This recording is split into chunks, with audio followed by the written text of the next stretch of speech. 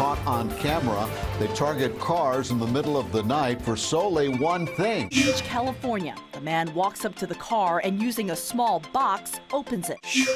The thieves are taking your pickup tailgate and they're going to sell it for cash.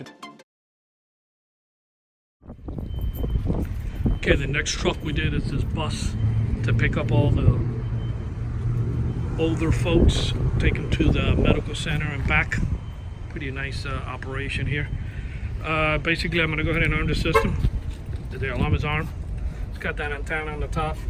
If somebody tries to bust out any of the windows here, fire off the alarm.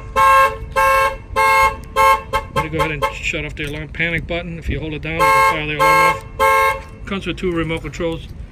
You know, it pretty much picks up if somebody opens that driver's door, it will fire off. And you know, this door right here, there's no handle, but if they do bust the window to get in, it'll fire off.